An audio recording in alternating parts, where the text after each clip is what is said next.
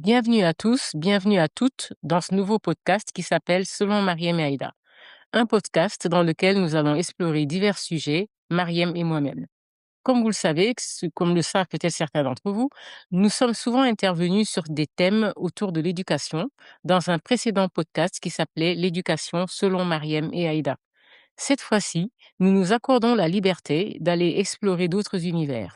Ce podcast est sponsorisé par notre école qui s'appelle tout simplement le groupe scolaire Mariem et Aïda. Je suis Aïda. Et je suis Mariam. Mhm.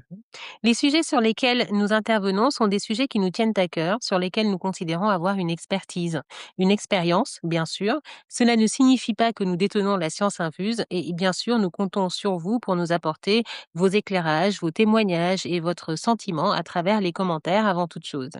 Alors, commencez déjà, si vous le souhaitez, pour ne rien rater de ce que nous allons poster ultérieurement, à vous abonner à notre chaîne et à nous mettre à la fin un pouce bleu si jamais vous avez aimé ce que vous avez entendu. Alors, cette semaine, notre sujet est un sujet qui passionnera plus d'une personne dans une société qui est minée par le chômage. Je parle de la société sénégalaise. Nous nous intéressons à la recherche d'emploi.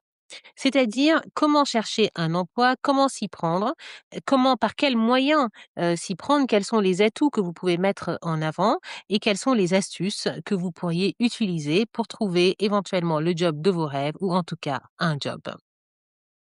Au moment de préparer ce podcast, Mariem, qui est par ailleurs ma sœur, m'a tendu une feuille et m'a dit: «Écoute, fais la liste de toutes les erreurs que tu ne veux pas, que tu ne veux plus, que tu entends, que commettent, les personnes qui, recherchent un emploi, aussi bien à l'étape de l'envoi d'une candidature que lors de l'entretien d'embauche».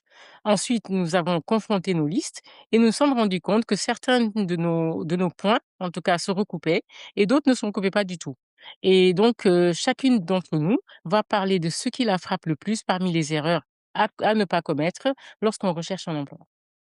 Mais avant cela, avant de se lancer, je tiens à préciser que nous avons choisi ce sujet en particulier parce que nous sommes des chefs d'entreprise. Depuis plus de 2 décennies, nous employons des personnes au Sénégal comme à l'étranger. Nous avons donc vu passer, comme vous pouvez l'imaginer, des centaines de candidats en entretien d'embauche et des milliers de candidatures. Donc nous vous livrons ici notre expertise de créatrice d'emploi et de directrice de société.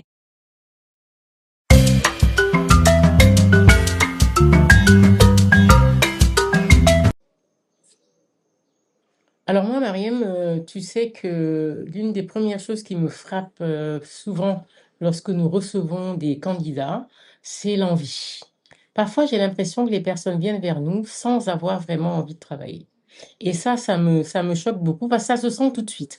Alors, je me pose la question si ce sont des personnes qui se sentent obligées de répondre à une annonce, ou bien parce que, et ça on s'en est rendu compte, toi et moi, tu me diras, hein, mais que souvent c'est parce que il faut bien qu'elles disent à leur entourage, je cherche, mais je ne trouve pas. Donc ils vont quand même, ces personnes-là, elles vont quand même venir à un entretien, en traînant les pieds, en venant et en faisant tout pour qu'on ne les retienne pas. Qu'est-ce que tu en penses? Parce que moi, c'est le sentiment que j'ai parfois.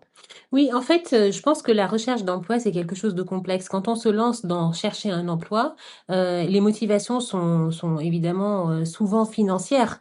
Donc, et je pense que est-ce que les gens ont vraiment envie de travailler? C'est une question qui touche presque à la philosophie.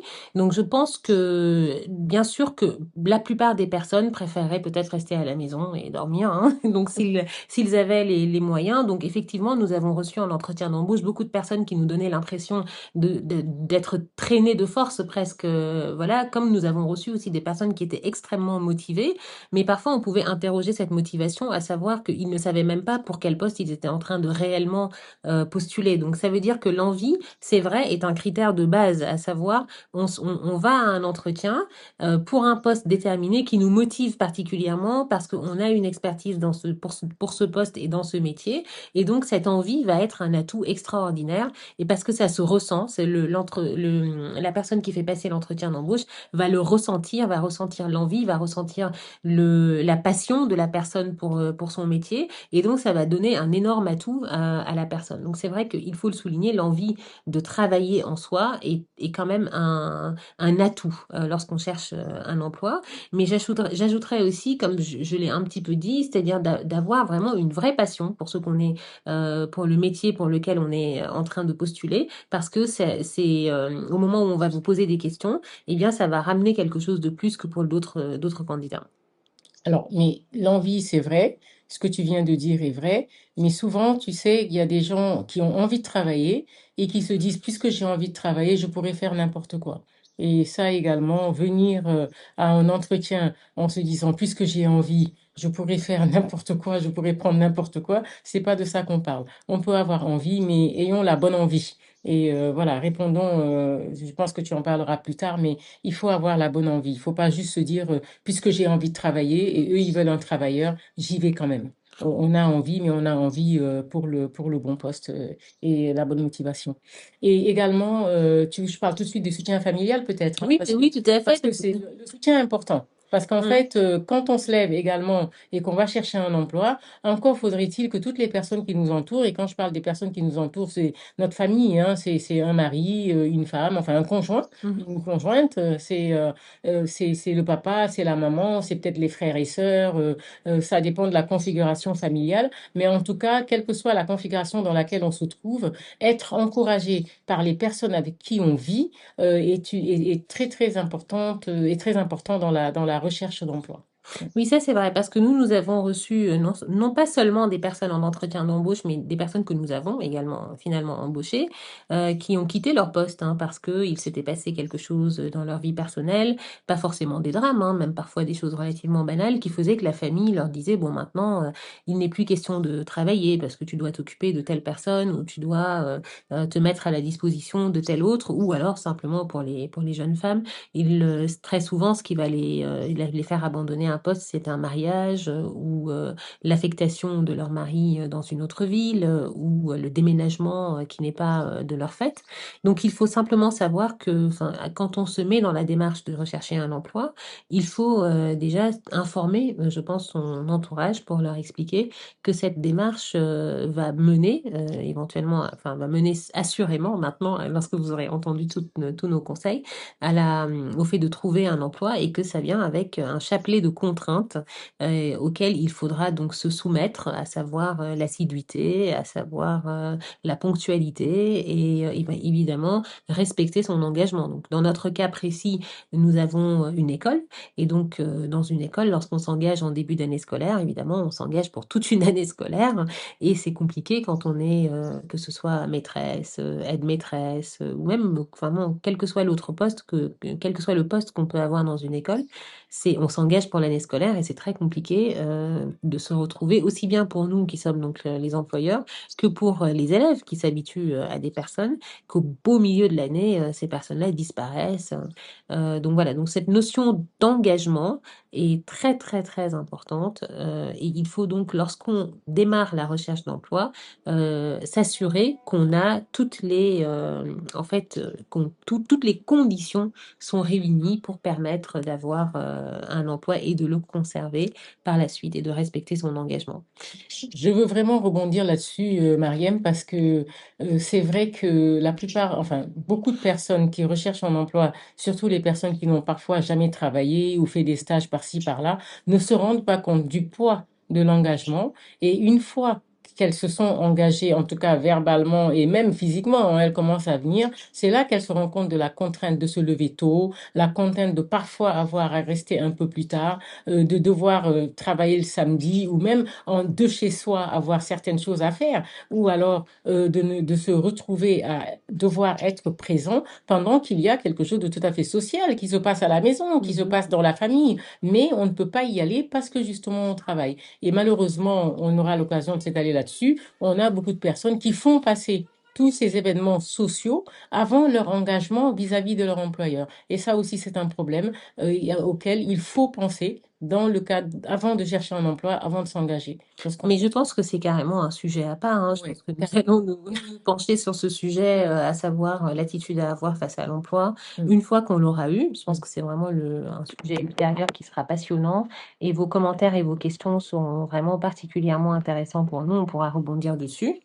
Donc voilà, mais pour revenir sur le sujet d'aujourd'hui, qui est quand même que, voilà, j'imagine que ceux qui nous écoutent, parmi ces personnes-là, il y a des personnes qui cherchent un emploi, parfois depuis des années, parfois depuis si longtemps qu'elles ont abandonné, elles ne cherchent même plus.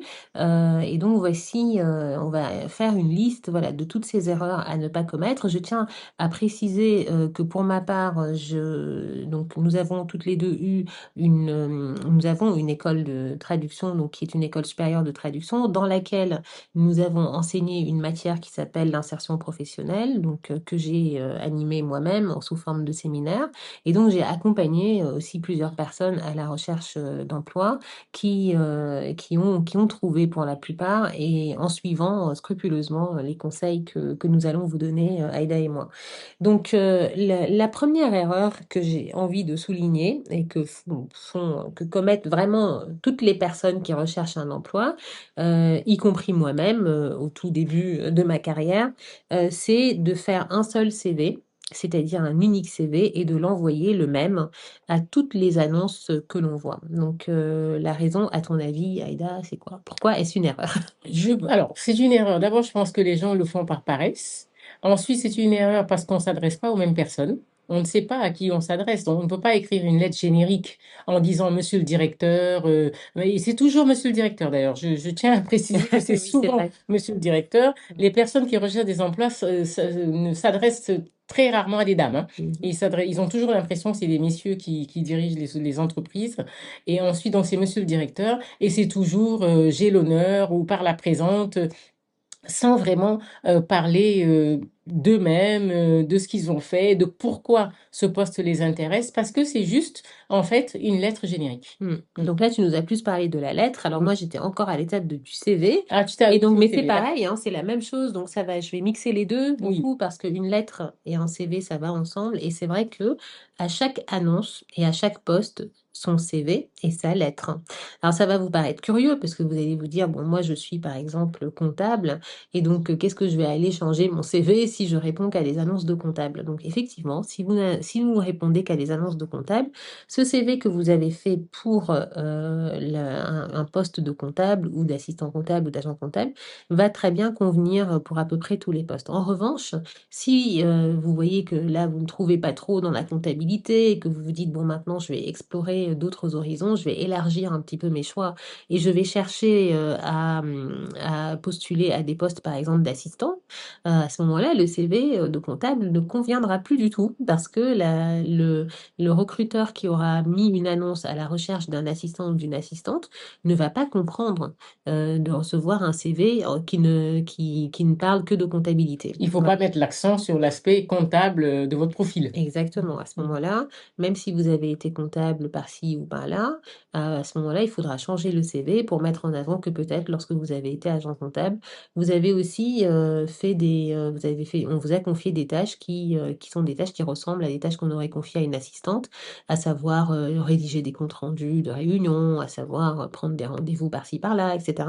Donc, on va réfléchir à ce qu'on sait faire et parfois aussi, même dans les formations précédentes dans la formation qu'on a reçue, on a pu recevoir des modules, suivre des modules qui vont aider, qui ont fait en tout cas, qui permettent de développer les qualités que doivent développer les assistants. Et à ce moment-là, donc on va moduler, changer son CV en fonction de ça. Et d'ailleurs, ça m'amène à dire aussi que dans un CV, il faut un titre. Donc, c'est-à-dire que lorsqu'on cherche un emploi, le titre est extrêmement important. Et personnellement, nous avons déjà mis des annonces à la recherche, par exemple, d'un professeur d'EPS et on a reçu des CV qui avaient pour titre laborantin ou encore expert comptable ou encore assistant ressources humaines. Donc, alors nous, on cherche un professeur d'EPS, donc d'éducation physique et sportive, et on comprend pas pourquoi. Donc, quand ça se passe comme ça, le CV, on ne dépasse pas l'étape du titre, hein. C'est-à-dire que il faut comprendre que nous, quand on pose une annonce, hein, quand on poste une annonce sur Internet, on reçoit facilement en fonction, évidemment, en fonction. Mais je veux dire, par exemple, si je prends assistante, on va recevoir en une semaine 5 à 700 candidatures. Donc, comment regarder 5 à 700 candidatures? On a forcément un système de tri qui est drastique, qui est draconien. Donc, ça veut dire passer cette barrière de ce premier tri va être très difficile. Et alors, forcément, quand on cherche professeur de PS et qu'on ouvre et on voit tout de suite, je sais pas moi, agent de transport logistique, ben, on va pas regarder le reste du CV parce qu'on a 600 CV à regarder. Donc, il faut vraiment penser à ce titre. Donc, quand on envoie pour professeur de PS, si jamais vous avez fait des études de transport logistique, mais que par ailleurs, je sais pas moi, vous avez été membre d'une association qui donnait des cours de sport dans des quartiers, ou que Absolument. voilà, ou que vous êtes ceinture noire Oui. de karaté, bah, ça, ce sont des choses qu'il faut évidemment mettre dans le titre parce que le CV que vous envoyez, encore une fois, comme le disait Aïda tout à l'heure, il ne faut pas être paresseux. Donc le CV doit être modifié en fonction de cette annonce à laquelle vous répondez. Et déjà, vous allez dépasser ce premier tri qui est le premier regard jeté sur le CV. D'ailleurs, Mariam, je voulais te demander à ce sujet-là, qu'est-ce que tu penses des photos sur les CV? Alors là, franchement, c'est une très bonne question parce Mhm. que alors mes étudiants m'ont tellement souvent posé des questions et c'était l'occasion de bien rigoler parce que moi, je leur disais, bon, alors voilà, de deux choses l'une. Soit vous pensez que vous êtes vraiment très beau ou très belle. Et donc, dans ce cas-là, vous vous dites, bah, c'est super parce que quand les recruteurs vont voir ma photo, ils vont se dire, ah, mais cette personne, j'ai vraiment très envie de la rencontrer. Pourquoi pas, hein, je veux dire, moi, je ne peux pas juger ça puisque l'envoi du CV a pour seule motivation d'être rappelé pour un entretien d'embauche, hein.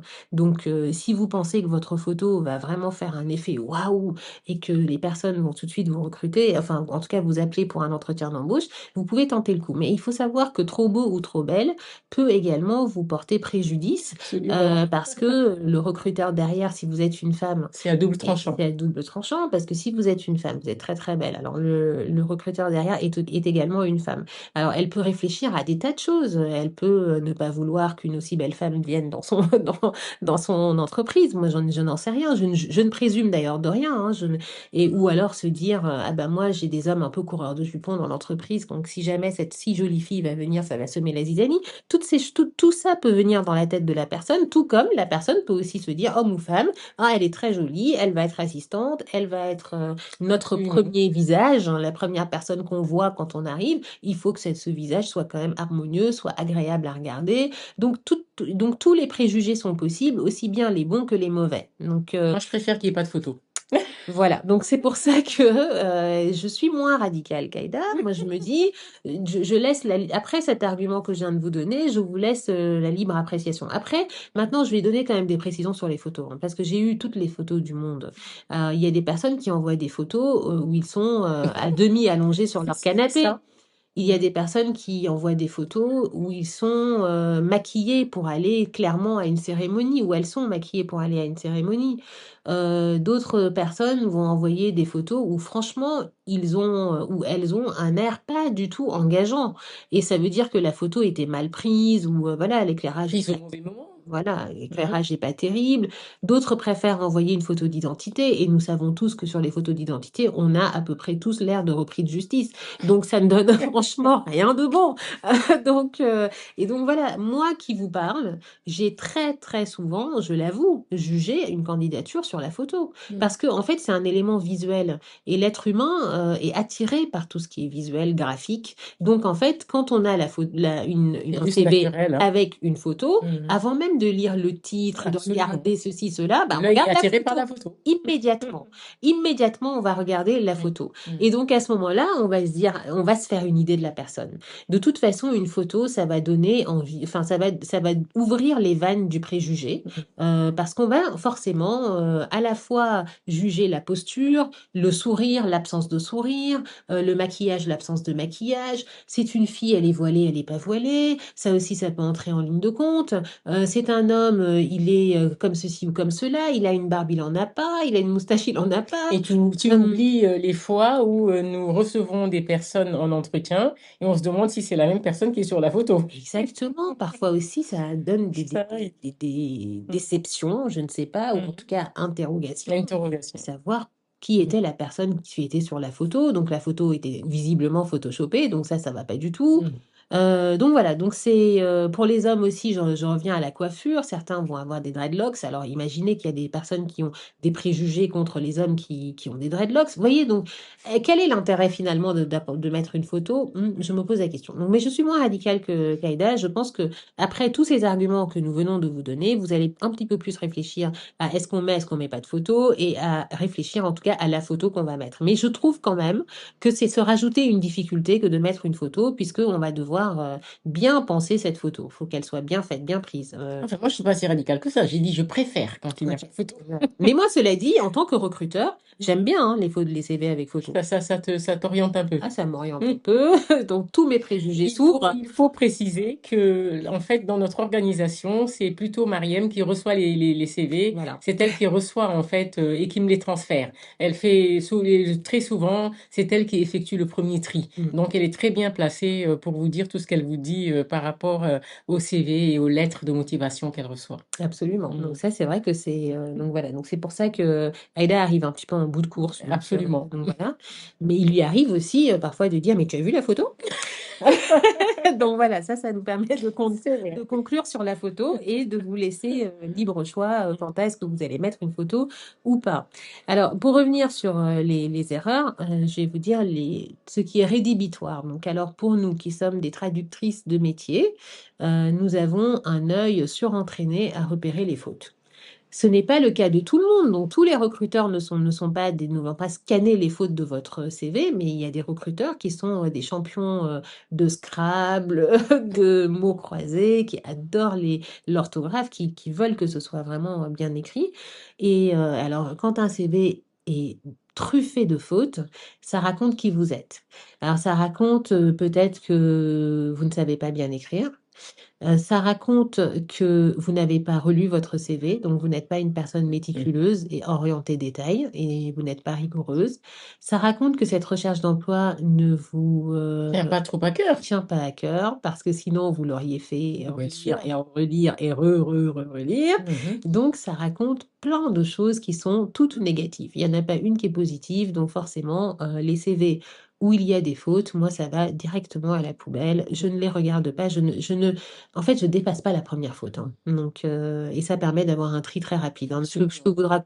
en fait, vous allez comprendre qu'une fois qu'on a appliqué toutes nos règles tous nos critères hein, de choix, eh bien, je vous avais évoqué 600, 700 CV. Bon, à la fin, il reste 15. 15, Oui, ouais. oui, il reste 15 ans, hein. Mm. Donc voilà. Et parfois, à la fin, après l'entretien d'embauche, il reste littéralement zéro. Et encore. Et nous n'avons que nos yeux pour pleurer. Et après, on se demande toutes les deux, mais comment se fait-il que tant de gens se plaignent qu'il n'y a pas d'emploi au Sénégal? Nous avons des postes ouverts et nous avons personne. Nous n'avons personne pour les pourvoir.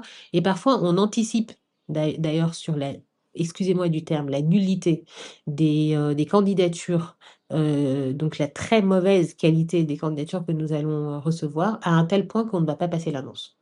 Et sans parler des personnes que nous avons choisies, sélectionnées, disons, à qui nous donnons rendez-vous, que notre assistante va donner un rendez-vous, et qui ne se présentent pas, qu'on rappelle et qui vont vous dire, ah, je viendrai peut-être la semaine prochaine parce que je suis à Kaolack, je suis à Diourbel, je suis ailleurs. Donc on se demande pourquoi répondre à en fait une annonce, envoyer un CV, avoir été appelé pour ensuite dire, ah mais je ne suis même pas là. Donc on se demande encore une fois si vraiment les personnes qui travaillent ont envie de travailler.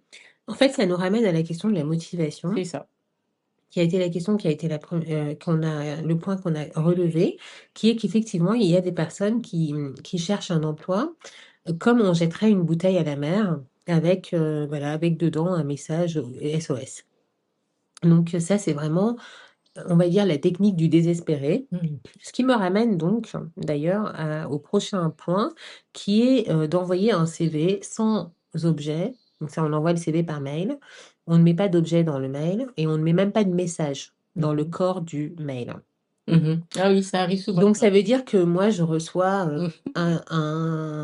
un message vide, voilà, avec juste une pièce jointe, mais tout est vide. Oui, Voilà, c'est-à-dire c'est marqué Mamadou Diop voilà par exemple.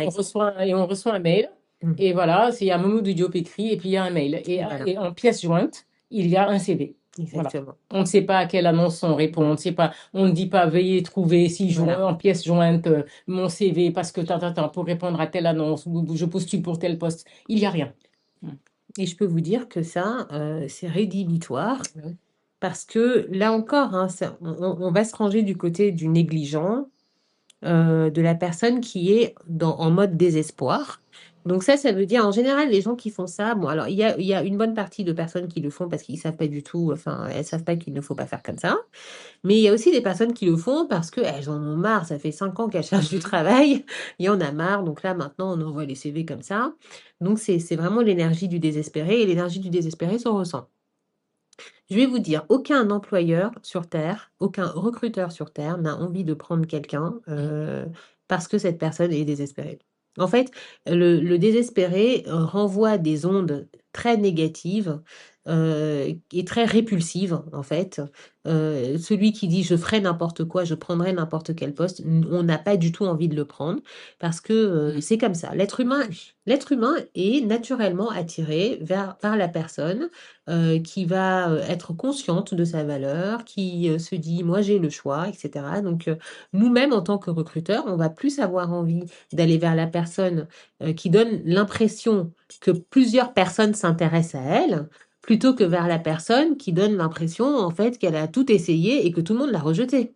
Qui aurait envie de prendre la personne que tout le monde par ailleurs a rejetée? Donc il faut bien présenter et ne pas présenter comme si on était complètement dégoûté au bout, oui, oui, voilà, c'est-à-dire au bout de sa vie en fait presque. Donc ça, il faut pas le faire.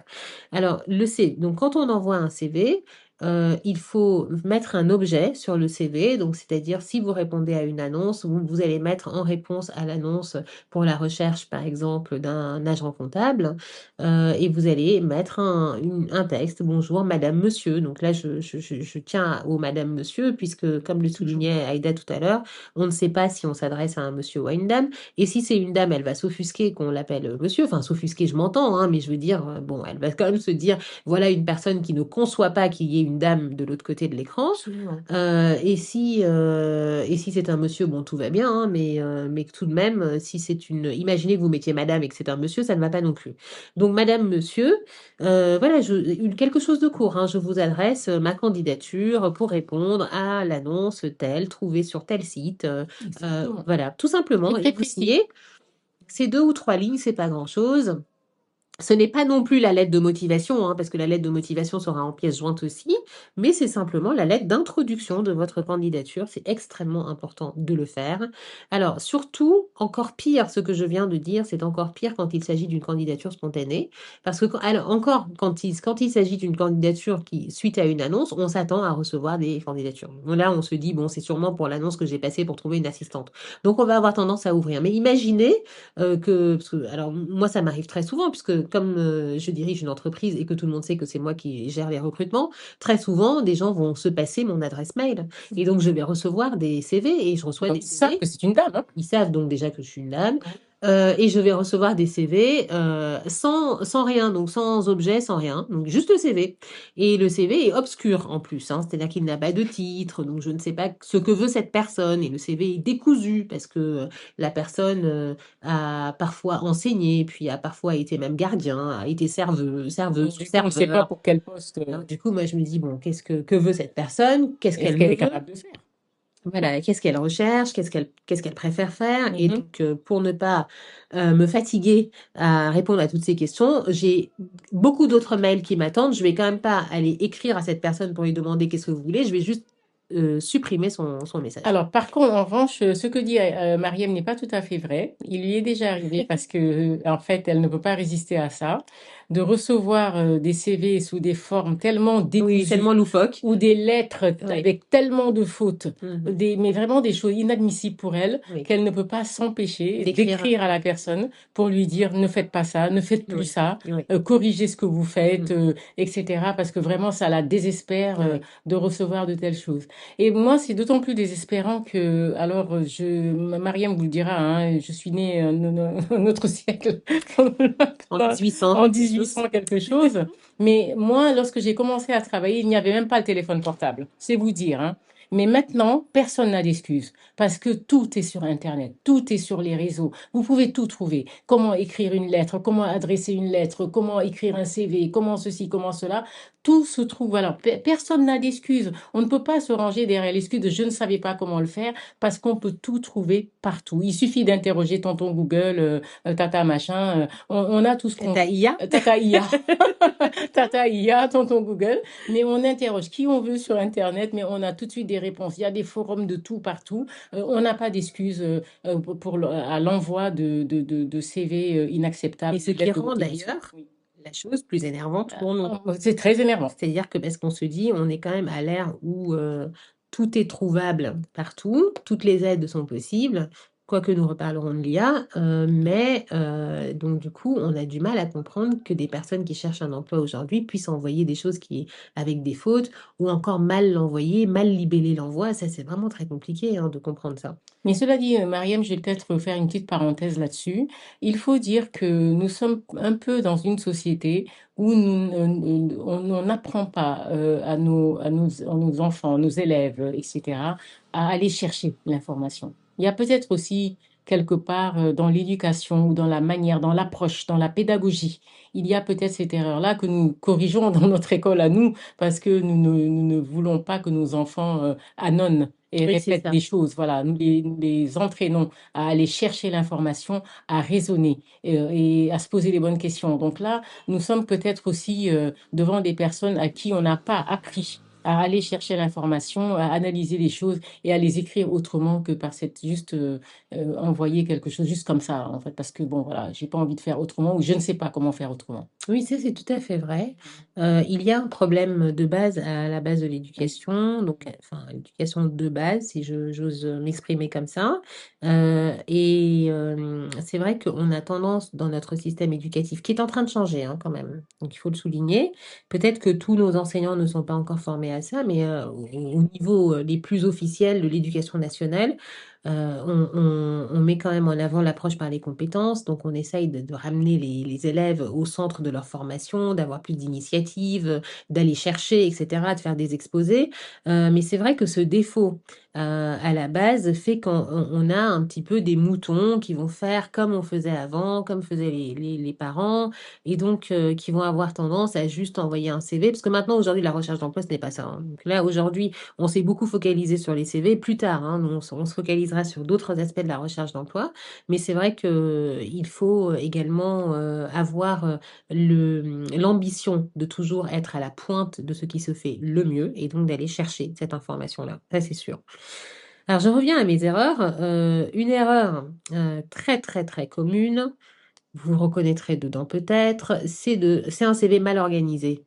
Donc, alors, c'est quoi le CV mal organisé? C'est le CV où les expériences sont mélangées en termes de date et d'année. Donc, ce qui se fait le plus souvent, donc, alors, il y a deux écoles. Mais alors, ce qui se fait le plus souvent, c'est que quand on a beaucoup d'expériences, on va démarrer le CV par les expériences.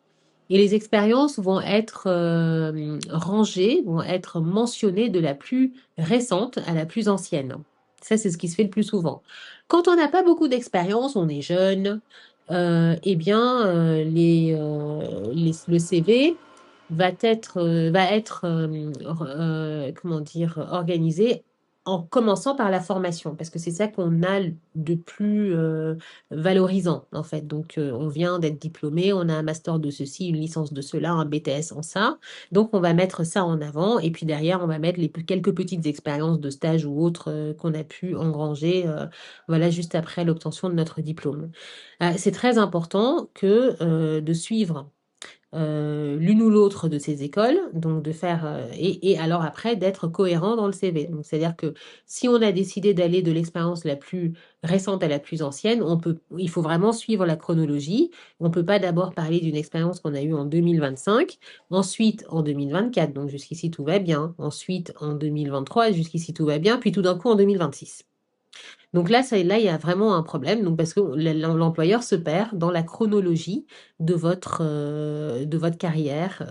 Voilà, donc il faut avoir de la cohérence dans l'organisation de votre CV. Il y a certaines rubriques qui sont importantes dans le CV. Alors, moi, je m'amuse énormément avec les rubriques divers. Oui, donc c'est cette fameuse rubrique où tout le monde a Oui. tendance à mettre. Lecture, voyage. Exactement. Lecture, voyage. Exactement. Alors là, c'est vraiment, voilà, je ne sais pas pourquoi tout le monde met lecture voyage, parce que souvent, j'ai face à moi en entretien d'embauche des gens qui n'ont lu que les livres qui étaient au programme Et quand ils encore, étaient, ils oui, en et connaissent encore, les titres, hein. voilà, ils en connaissent les titres, hein, voilà, on va leur dire, qu'est-ce que vous avez lu comme livre? Moi, je m'amuse à dire ça, parce que je sais très bien qu'ils vont me répondre une si longue lettre et vol de nuit, ou Le L'enfant Paille noir. Noir, ou L'Enfant Noir, donc voilà, bon, alors là, on me cite que des livres au programme scolaire, donc ça veut dire qu'ils ne lisent pas. Ou alors vous avez voyagé, mais vous êtes allé où? Et alors là, ah, j'ai des yeux complètement voilà, écarquillés parce qu'ils savent pas du tout, ils n'ont pas voyagé, en fait, tout simplement. Donc souvent, on met ça parce qu'on a vu ça quelque part. Parfois, les gens nous mettent même cuisine. Oui, de Mm. temps en temps, j'ai ça. Alors là où ça peut être intéressant, excusez-moi, c'est quand on dit, par exemple, passionné, je ne sais pas, de photographie, ou encore président de l'association des rugbyman, voilà, de Gateway, par exemple, hein. Donc là, ça commence à être intéressant parce que on sent un accent de vérité Mm. là-dedans. Voilà. Donc c'est dans la rubrique divers, il faut mettre la vérité. Si vous ne lisez pas, vous mettez pas de lecture. Musique, c'est trop banal. Et si vous n'avez rien, ben ne mettez rien. Vous Exactement. n'écrivez pas d'hiver. Mm. Mais j'espère que vous avez quelque chose. Bien sûr, il faut avoir quelque chose, mais je veux dire, Voilà, il parce vaut que mieux ne rien avoir que d'inventer, hein. oui, ça c'est vrai. Mais si vous faites du crochet, de la couture, Exactement. si à vos heures perdues, vous aimez, je ne sais pas, lire même les petites, comment dire, les faits divers. Si vous avez une passion pour les faits divers, pourquoi pas, vous pouvez le mettre. Si vous aimez les séries américaines, même ça, vous pouvez le mettre. C'est un petit peu plus clair qu'il y en a qui mettent cinéma aussi, donc c'est un peu plus clair que le cinéma. Donc voilà, donc ça, si vous aimez les mangas, ben, vous pouvez mettre ça, hein, que vous aimez les mangas. Tout ça, ça raconte quelque chose de vous, hein. Et ça, le recruteur, c'est ce qu'il veut, parce que quand il cherche un agent comptable et qu'il reçoit 400 CV, même après tri 40, allez, de personnes qui ont plus ou moins fait la même formation, plus ou moins les mêmes stages, plus ou moins le même diplôme, bah, qu'est-ce qui lui reste? Il va s'arrêter sur quoi? Il va s'arrêter plus ou moins sur les détails comme divers. Voilà. Donc, parce que ça va lui permettre d'avoir un petit, une petite idée de quelle est votre personnalité. Et d'ailleurs, en parlant de détails, il y a d'autres détails sur lesquels on se pose la question. On met pas. Est-ce qu'on met sa date de naissance sur un CV? Bonne question. Bonne question. Voilà. Est-ce qu'on met son adresse? Bonne Bonne question. question. Et alors, je vais revenir Et là-dessus. d'ailleurs, en parlant d'adresse, je sais que tu vas revenir dessus, mais Exactement. en parlant d'adresse, il y a des personnes qui vont vous mettre leur adresse à Fatick Voilà. et l'emploi se trouve à Dakar. Et quand Voilà. on regarde, on se dit, ah, ben, il est à Fatick, on ne prend pas. Et la même Exactement. personne, en fait, a une adresse à Dakar ou a la possibilité d'être à Dakar. Donc, on Exactement. voit des adresses à Fatick, hein. Voilà. Bon, voilà. C'est ça. Mm. Est-ce qu'on met sa situation matrimoniale? Le nombre d'enfants. Est-ce qu'on met le nom de l'enfant? Alors maintenant, je vais me permettre de vous parler ouvertement en tant que recruteur. Imaginez, je vois un homme né en 1966, voilà, qui a 5 enfants et qui postule pour le poste de assistant ressources humaines. Eh bien, moi, je m'interroge énormément sur cet homme. Alors, ne donne pas de réponse. Moi, j'aimerais bien que dans les commentaires, on me dise si on va le recruter ou pas. Exactement. Je m'interroge sur cet homme. Est-ce qu'on recrute cet homme-là? Il a 5 enfants. Alors, on va ajouter qu'il habite. Moi, je recrute pour Sacré-Cœur. Il habite à Corniaillo. Voilà.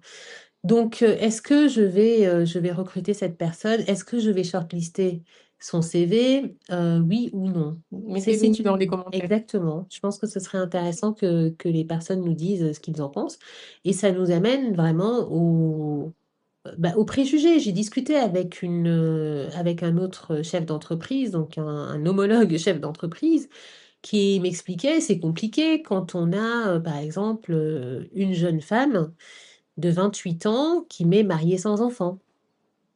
Alors, quand c'est sur un poste qu'on vient de mettre, voilà, donc, même si c'est un poste, on va dire, évolutif, on sait qu'on va former la personne ou pas, eh bien, quand on met marié sans enfant, tout de suite, le recruteur va penser, elle va bientôt avoir un enfant. C'est de la discrimination à l'embauche, hein, ce que je suis en train de dire.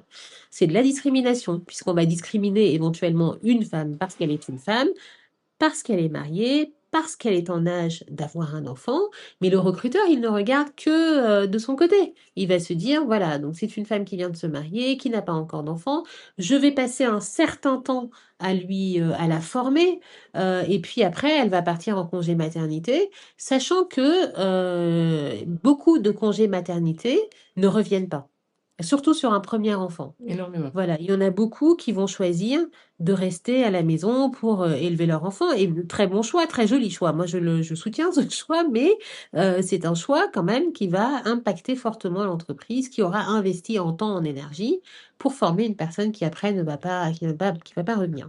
Donc, alors que cette même femme, hein, cette même jeune femme, qui n'aura pas mis sur son CV mariée sans enfant, pourrait être reçue en entretien est tellement performée au moment de l'entretien que Même si on se rend compte qu'elle est mariée, qu'elle n'a pas d'enfant, elle peut être recrutée elle quand peut même. être recrutée quand même. Parce qu'on va se dire, et puis même au moment de l'entretien, peut-être que on peut même plus ou moins dire, ah bah vous êtes marié, ah vous n'avez Elle pas n'aura pas d'enfant. été éliminée. Voilà. Et puis à ce moment-là, elle va peut-être dire, oui, mais mon mari est à l'étranger, oui, mais moi je privilégie ma carrière, oui, mais moi je ne veux pas faire d'enfant avant 4 5 ans. Et à ce moment-là, ça va nous détendre tous. Et ça peut faire pencher la Et balance. ça va faire pencher la balance. Donc, alors qu'à l'étape du CV, bah, c'était peut-être une information qu'il fallait pas nous donner tout de suite. En tant que recruteur, on aurait préféré ne pas la connaître. Voilà. Donc, ne pas connaître cette information. Donc voilà, il faut vraiment réfléchir. L'adresse, c'est pareil, hein. Bon, comme l'a dit Aïda tout à l'heure, déjà, il y a des personnes qui nous donnent des adresses qui sont complètement farfelues, c'est-à-dire ils n'habitent plus là-bas. Ils n'ont pas corrigé le CV, ou c'est simplement leur ville d'origine, et Mhm. ils ont en fait un point de chute sur Dakar ou à l'endroit où se trouve le recruteur. Et donc, ça ne veut rien dire. Moi, j'ai même reçu des CV où c'était marqué une adresse au Maroc, parce que la personne avait vécu au Maroc, était revenue. En France, enfin vraiment, on a de tout. Et même parfois, alors, le mieux, c'est avec des informations erronées. Donc, c'est-à-dire, c'est pas le bon numéro de téléphone. Donc, comment on fait pour joindre la personne? Une faute sur l'adresse mail. Donc, toutes ces choses-là, c'est vraiment à vérifier. D'ailleurs, pour un peu donner de l'eau à ton moulin, quand tu parles de la jeune femme qui ne met pas qu'elle est célibataire sans enfant, enfin qu'elle est mariée sans enfant, etc. Nous avons reçu une fois une dame qui, je me souviens plus ce qu'elle avait marqué dans son CV, mais en tout cas, nous l'avons reçue. C'était pour un poste d'assistante.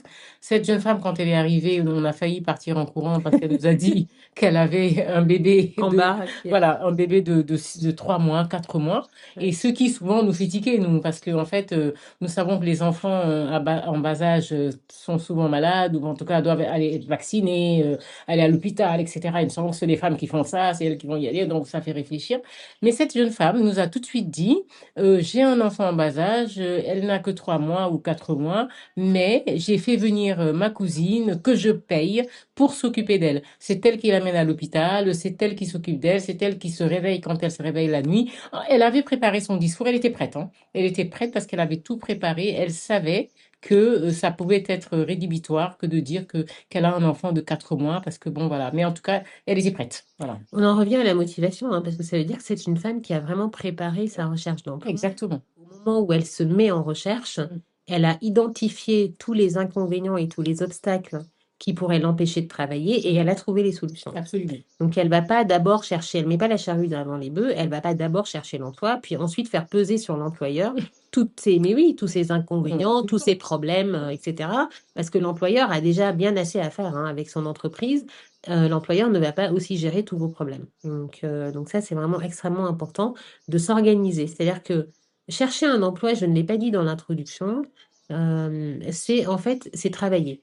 Donc quand on cherche un emploi, on se lève tôt, on se lève à heure fixe et on se met à la recherche comme on irait travailler. Et quand on fait ça, donc quand on le fait aussi sérieusement que ça, déjà il y a beaucoup plus de motivation à trouver l'emploi. Et aussi, ça fait que quand une personne vous dit venez tout de suite en entretien, parce que ça arrive hein, parfois. Hein. On envoie le CV, nous, ça nous est arrivé, on est tellement pressé, on voit le CV, on appelle pour dire est-ce que cet après-midi vous pouvez venir alors qu'il est 11 heures du matin. Donc, et là, il faut dire oui, bien sûr, je peux venir. Alors, si vous vous dites tout de suite ah maintenant, ah mais attendez, ah je dois faire garder mon enfant ou etc. Alors là, c'est fini, c'est terminé. C'est-à-dire que nous, ça nous décourage complètement. Donc, au moment où vous cherchez l'emploi, il faut déjà avoir aligné la nounou qui va gérer votre enfant ou la personne dans votre famille qui va gérer votre enfant parce que à tout moment, l'entretien d'embauche peut tomber et ce ne sera pas à vous de déterminer le rendez-vous de l'entretien d'embauche. Parce que ça, c'est très énervant aussi d'avoir des personnes à qui on dit est-ce que vous pouvez venir vendredi à 15 heures et qui vont répondre ah bah non, vendredi à 15 heures, je ne peux pas parce que vendredi à 15 heures, je fais une cérémonie. Ça, c'est pas possible. Sauf évidemment si vous cherchez un emploi en étant déjà en poste. Alors ça on en reparlera plus tard. Alors, pour en revenir aux erreurs à ne pas commettre, il ne faut pas remettre votre CV à n'importe qui une fois que le CV est fait et qu'il est bien fait. Là, il y a la question de l'envoi, donc il faut pas remettre. Alors, puisqu'il y a des personnes qui font des candidatures spontanées et qui vont envoyer, qui vont pas envoyer, qui vont se déplacer pour donner le CV en main propre. Mais quand vous vous déplacez, par exemple, vous allez dans une banque et vous cherchez à être caissier, par exemple, ben, bon, le CV, vous n'allez pas forcément pouvoir entrer dans la banque et donner ça à quelqu'un. En général, quand vous entrez, le vigile va vous dire, vous venez pourquoi? Et là, vous allez dire, je viens pour postuler. Lui, il pense que vous êtes un client. Donc, quand vous dites je viens pour postuler, il va vous dire ah, bah, donnez-moi le Mm. CV et puis je vais le donner à la bonne personne et ou je vais le donner en ressources humaines. Bon, là, c'est presque bouteille à la mer hein, parce que le CV va se balader dans l'entreprise, va se perdre, va rarement atteindre la bonne personne. Et même si elle atteint la bonne personne, parce que souvent, le gardien en question va donner à une assistante qui va mettre dans un tiroir. Donc, ça me rappelle qu'une fois. Je sais que tu allais dire ça. Exactement, on a eu une assistante qui a quitté son poste, donc qui avait démissionné, et quand elle est partie, on vidait ses tiroirs et on a trouvé une pile incroyable, mais extraordinaire, de candidatures qu'elle recevait, Qu'elle ne nous a jamais présenté. que je n'ai jamais vues. Et son argument a été que on n'était pas en recherche, on cherchait pas, donc forcément, elle n'a pas trouvé pertinent de venir nous embêter avec des CV qui tombaient tous les jours, parce qu'effectivement, j'ai appris à ce moment-là que beaucoup de gens passaient par l'école et laissaient des CV, et je ne le savais pas, et ces CV restaient bloqués à l'accueil. Hein. Donc c'est vous dire à quel point c'est parfaitement inutile de vous déplacer pour donner un CV à une assistante, une standardiste, un gardien ou qui sais-je encore. Ça ne sert à rien du tout, quasiment. Voilà. Donc, ne le faites pas. L'autre erreur à ne pas commettre, c'est supplier. Supplier. Oui, alors oui, C'est quoi oui, supplier? ça fait Bah, voilà, on a préparé l'émission et j'en apprends. exactement. Supplier. Bah, supplier, parce qu'il y a des personnes qui supplient même en entretien d'embauche. Je suis étonnée que tu sois étonnée, parce que En ça nous est entretien, oui, arrivé. mais Oui, mais à l'étape du CV aussi, il y a des personnes qui m'envoient des messages qui, pour le coup, il y a vraiment l'objet et il y a le message où ils vont dire, je vous en supplie, je suis mère de famille, ça fait 4 ans que je cherche, effectivement. s'il vous plaît, donnez-moi n'importe quel poste, je suis une personne extrêmement courageuse, je suis une personne extrêmement compétente, etc. Ben, vous allez penser que je n'ai pas de cœur. Mais ces candidatures-là, je ne les reçois pas. Parce que, comme je vous l'ai dit, le désespoir, je l'ai dit tout à l'heure, n'est pas attirant. Ce n'est pas attrayant, en fait. Donc, ça donne même l'impression d'un certain déséquilibre mental. Donc, c'est un peu violent, on dit comme ça, mais on se demande vraiment d'où vient ce sentiment qu'une personne que je ne connais absolument pas Mhm. va m'adresser un message complètement, comment dire, suppliant et larmoyant, et va me toucher, parce qu'on est quand même à l'heure d'Internet où les gens vont faire beaucoup d'arnaques, des escrocs vont Absolument. raconter n'importe quoi. Donc ce genre de message, en fait, ça ne fait que soulever en fait la méfiance. Mhm. Donc il ne faut pas le faire. Il ne faut pas mettre de supplication dans les messages. Il ne faut surtout pas envoyer, tout comme on a dit tout à l'heure, le même CV à tout le monde. Il ne faut pas envoyer la même lettre à tout le monde. Et je vais donc m'arrêter 5 secondes sur la lettre de motivation. Un peu plus que 5 secondes. On va faire 1 minute au moins, parce que une lettre de motivation, La plupart des gens sont tellement embêtés quand on leur dit il faut faire une lettre de Ils motivation. se demandent même pourquoi vous leur Ah demandez non, ça. Ils ont, mais ouais, oui, au téléphone, ils sont toujours très dubitatifs parce qu'ils se exactement, disent qu'un CV suffit. En fait, ils se disent, j'ai envoyé exactement, mon CV, pourquoi elle me demande une lettre de motivation? exactement. Alors, on trie rarement à la lettre. Le tri, moi je l'avoue, moi je trie au CV. Mais une fois que j'ai fait mon premier tri, là, le deuxième tri, avant de passer à l'entretien, va se faire à la lettre. Donc, en fait, on va lire la lettre de motivation au deuxième tri. Et à ce moment-là, qu'est-ce que je recherche dans cette lettre?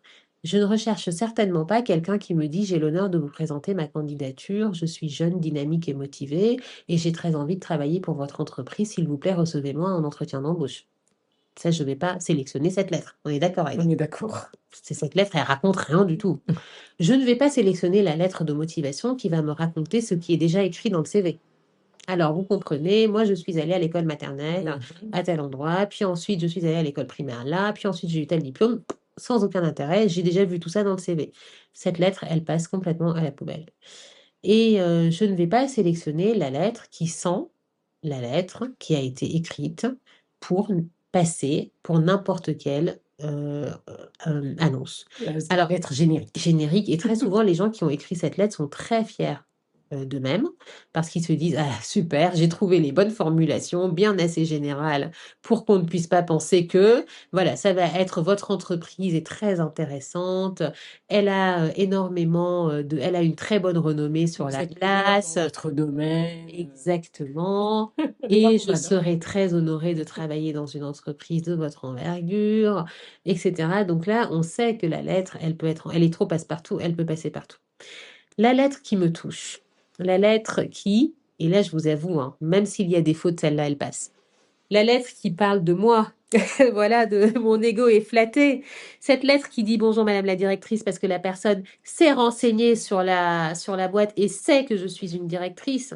Cette lettre qui dit votre école créée en 2019 Mhm. et qui depuis prône tel type de pédagogie et qui reçoit tel type d'enfant et qui donne tel type d'options, etc., m'intéresse particulièrement parce que moi, je suis une personne très orientée comment dire, travaux artistiques, créativité. J'aime comment dire, cette politique de mettre en avant la lecture, le goût de lire.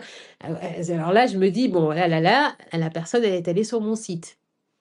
Elle est allée sur le site, elle a regardé, elle a recoupé, elle a cherché. Et parfois, c'est pas évident parce que au moment où nous on fait les annonces, on fait tout pour qu'on ne sache pas que c'est nous. Donc, si la personne retrouve l'école, ça veut dire qu'elle a vraiment cherché. Donc, il y a une vraie motivation derrière et la motivation se voit par là. Donc, vous avez compris que lorsque vous écrivez une lettre de motivation, vous vous adressez à une personne. C'est comme une lettre d'amour, hein, la lettre de motivation, hein. Donc, vous n'enverrez pas une lettre d'amour générique à une femme ou à un homme, hein.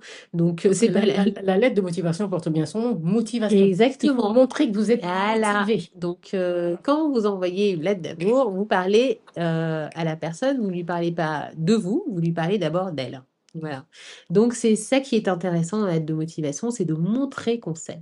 Maintenant, quand l'annonce était trop obscure pour savoir c'était quel type d'entreprise, etc., bah, on connaît quand même déjà au moins le secteur. Donc, on va un petit peu plus parler du secteur de l'entreprise, etc. Mais quand vous répondez, quand vous faites une candidature spontanée, en tout cas, là, vous savez à qui vous faites la candidature. Mm. Vous avez sélectionné l'entreprise. Donc, Absolument. il faut montrer à l'entreprise que vous Qu'on ne a l'avez fait pas des recherches. sélectionnée pour rien. Exactement. Et qu'on a vraiment envie d'y travailler en fait, parce que ça ne sert à rien et on revient toujours à notre premier point, c'est l'envie, c'est la motivation. En fait, quand on sait à qui on s'adresse, on a fait la recherche, il faut vraiment montrer qu'on a envie de travailler là-bas. Et pourquoi? Parce qu'il y a des valeurs qui correspondent aux nôtres, des principes de fonctionnement qui correspondent aux nôtres, parce qu'on s'est renseigné. Mais il faut que cette envie, elle soit réelle. Il faut vraiment pas que ce soit quelque chose d'inventé, quelque chose de juste dit parce qu'il faut dire quelque chose. Il faut vraiment que ce soit réel. Il nous faut, et ça se ressent tout de suite dans ce qu'on écrit. Et lorsqu'on est sélectionné, ça se ressentira également en entretien. Exactement. Mhm.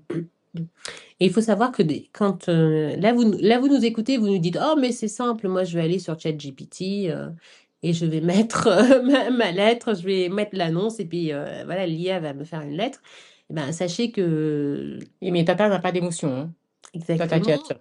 Et c'est surtout, elle peut essayer même de saupoudrer des émotions, mais ça va ressembler quand même à la lettre d'à côté. Bien sûr. Et que maintenant, de plus en plus, c'est ça un petit peu le revers de la médaille de l'IA.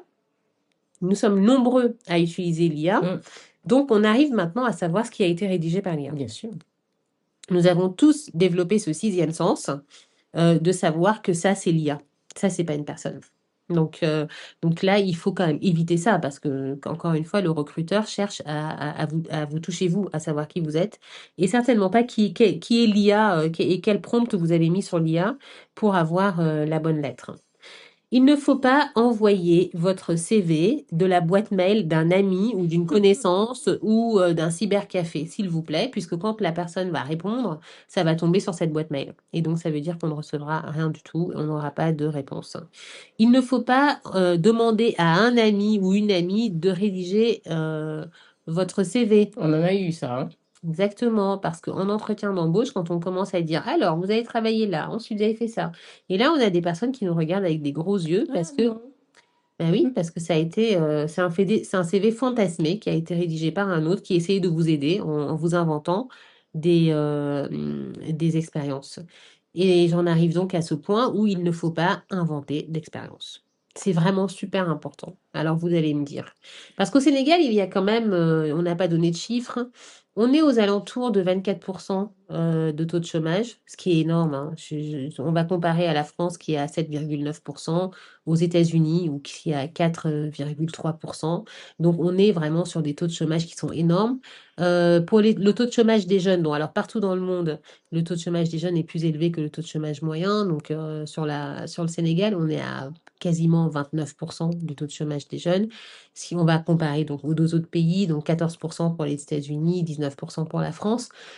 Vous voyez qu'il y a quand même vraiment un gap énorme sur le taux de chômage des jeunes entre les jeunes et la moyenne nationale. Donc très souvent, les jeunes, qu'est-ce qui leur arrive? C'est qu'ils n'ont pas d'expérience à mettre en avant, donc les recruteurs vont zapper. Alors moi, je suis recruteur. Et je recrute beaucoup de jeunes qui n'ont pas d'expérience, hein. Mais qu'est-ce qui va m'attirer sur leur CV? Bah, c'est un peu cette fameuse rubrique divers, voilà, Mhm. qui raconte un peu qui est la personne. Alors, je vous conseille, quand vous n'avez pas d'expérience et que vous galérez complètement pour en avoir parce qu'on cherche plutôt que des personnes qui en ont déjà, je vous conseille euh, comment dire, de vous tourner vers la vie associative. Donc, c'est-à-dire de gonfler, entre guillemets, en tout cas de remplir votre CV en ayant des activités bénévoles. Donc là, c'est les ONG et les associations qui recherchent des bénévoles. Il y en a vraiment énormément partout dans le pays. Et à ce moment-là, on peut se faire la main à tous les services. Ça peut être un service de communication, ça peut être un service. Donc ça, c'est vraiment du bénévolat et on peut même faire du bénévolat sur le terrain. Donc, c'est-à-dire, ça peut être aider des enfants pour des devoirs scolaires, c'est accompagner des personnes pour faire interprète dans des institutions, etc. Essayez vraiment de développer votre vie associative et de développer vos relations avec la société. Je m'entends la société allez, civile, en fait, tout simplement pour pour pouvoir en fait dans votre CV dire voilà, moi j'ai occupé tel poste dans une association où j'ai participé à telle campagne et ça m'a amené telle compétence. À ce moment-là, il faut organiser votre CV de manière à ce que chacune de ces expériences, même non rémunérées, qui sont inscrites dans le CV, correspondent à une liste de compétences que vous allez écrire, que vous avez acquises et que vous allez écrire dans le CV. Et d'ailleurs, je ne vous l'ai pas dit, dans les CV, c'est très intéressant et très agréable pour les recruteurs d'avoir une rubrique compétences. Donc ça, je le conseille particulièrement aux jeunes parce que parfois, vous avez des compétences que vous jugez pas intéressantes parce que vous dites mais ça c'est des trucs que je fais moi pour jouer, Mhm. comme par exemple faire du montage vidéo, comme quand vous traînez énormément sur les réseaux Mhm. sociaux et que vous contribuez énormément par exemple dans des groupes, que ce soit des groupes Facebook, WhatsApp, X, etc. Ben, à ce moment-là, vous avez développé une compétence en Et fait de maintenant, toutes les rédaction. entreprises ont besoin de ça. Exactement, toutes les entreprises ont besoin de ça. En fait, les entreprises ne le savent pas toujours, mais ont besoin de la fraîcheur de la jeunesse parce qu'ils sont déjà dans notre pays, ils constituent la grande majorité de la population et donc ils constituent la grande majorité des clients des entreprises. Donc c'est à eux qu'on s'adresse et en avoir chez soi, hein, des jeunes de la Gen C'est Z, un gros atout. bah, c'est un Mm. gros atout parce qu'ils vont poser sur la société en général un regard dont l'entrepreneur a grandement, grandement besoin pour affiner lui aussi et ses offres, et la manière de présenter ses offres, et sa communication, etc. Donc, il faut lister vos compétences. Si vous savez utiliser des logiciels de montage, des logiciels d'infographie, des logiciels donc, qui fabriquent des visuels, etc., bah là, vous allez le faire. Vous allez le mettre dans vos compétences. Si vous n'avez pas ces compétences, mais développez-les. Donc, en attendant, ne restez pas fixé sur votre recherche d'emploi et sur votre diplôme, cherchez toujours à acquérir de nouvelles compétences qui vont venir enrichir les compétences que vous aviez ou que vous avez acquises dans votre école, votre université, votre centre de formation. Donc, et comme ça, vous pouvez lister ça dans cette rubrique compétences qui peut être juste en dessous du titre sur votre CV, qui peut aussi être dans les CV qui sont un petit peu présentés en deux colonnes, c'est-à-dire on a une colonne en général à gauche avec tous les noms, prénoms, etc. Donc toutes les informations personnelles. Et également là, dans cette colonne-là, on peut mettre les compétences, on peut mettre la fameuse rubrique divers, et on peut mettre la fameuse rubrique langue aussi pour les langues que vous parlez, la fameuse rubrique informatique pour les logiciels que vous maîtrisez. Et il faut faire en sorte, en fait, d'en avoir le plus possible pour rendre votre CV le plus intéressant, le plus singulier possible, parce que là, qu'est-ce qui nous intéresse, c'est la singularité. Donc ça, c'est extrêmement important de cultiver cette singularité. Alors, en parlant maintenant de candidature, il faut qu'on s'intéresse à qui vous allez envoyer les candidatures. Certes, on a parlé des annonces, donc mais il n'y en a pas tant que ça, les annonces. Et comme je vous l'ai dit, il nous arrive, ma sœur et moi, de ne pas passer d'annonces. Parce qu'on est fatigué de passer des annonces, on est fatigué de De recevoir recevoir des gens qu'on des peut même pas candidatures, c'est recruter pas parce que possible. voilà. Donc parfois, on se dit, allez, on va passer le mot autour de nous, et puis on va voir. Et parfois même, on s'en remet à Dieu. Donc c'est-à-dire que littéralement, on attend un C'est vrai. miracle.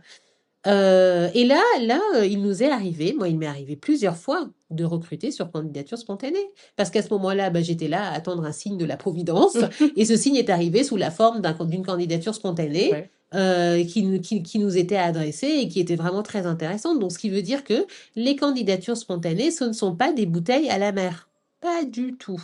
Quand vous avez la possibilité de récupérer une adresse mail, que vous savez être une adresse importante. Donc, c'est-à-dire que quelqu'un vous dit, ah, moi, je connais quelqu'un, elle est directrice d'une société, et de temps en temps, elle recrute.